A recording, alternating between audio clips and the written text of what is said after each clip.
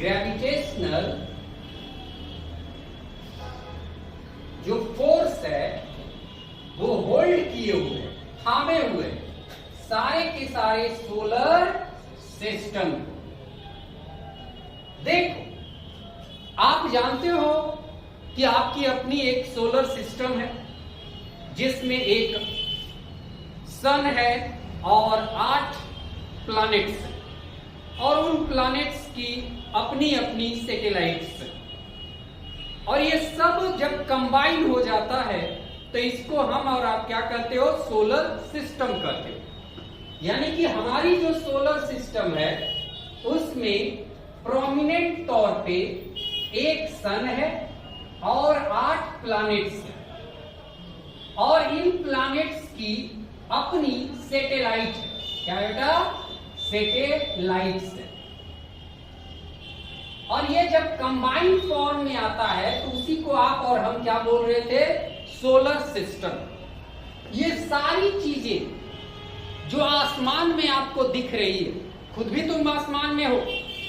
अब जब तुम चांद पे चल जाओगे तो पृथ्वी को कैसे, ऐसे नीचे देखोगे? नहीं, तुम वहां से भी तुम ऊपर ही देखोगे। बड़ा कंफ्यूजिंग वाली चीज है ना। यहाँ से हम चांद को ऊपर देख रहे हैं और चांद पे जब जाएंगे तो वहां से हम पृथ्वी को भी ऊपर ही देखेंगे, है ना? गजब की बात है। चलो उस पे क्या बात करनी, हमारी बात है कि सारे के सारे हमारी जो सोलर सिस्टम है उसको ग्रेविटेशनल फोर्स क्या किए हुए, थामे हुए। ठीक है बेटा? इसीलिए कहा जाता है कि it is the gravitational force between the sun and the earth which keeps the earth in uniform circular motion around the sun. यानी कि ये वही ग्रेविटेशनल फोर्स है जो कि सन और अर्थ को एक दूसरे के साथ होल्ड किए हुए। क्या किए हुए बेटा? होल्ड किए हुए।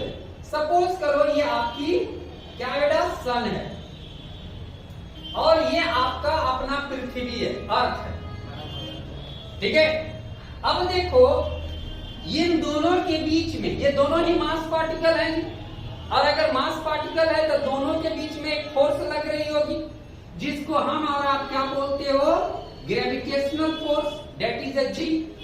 ये जी इस अर्थ को अपने ऑर्बिट पर, इस पे अपने ऑर्बिट पर क्या कर रही है, बनाए हुए।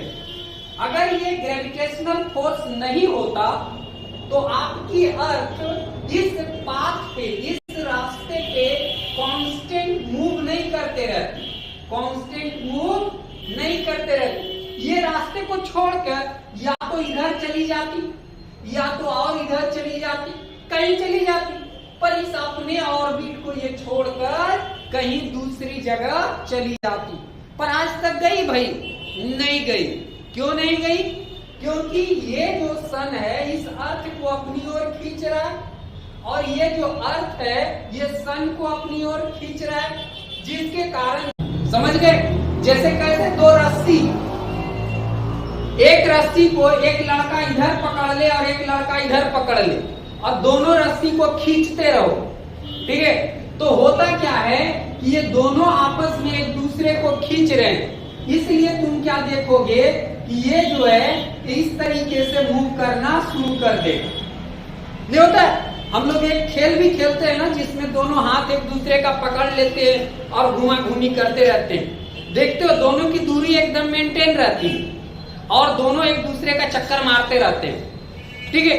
वैसा ही एक ताकत, ग्रेविटेशनल फोर्स सारे के सारे सोलर सिस्टम में मौजूद, चाहे वो सन हो, प्लैनेट्स हो, उसके सैटेलाइट्स हो, सबके बीच में लग रही है।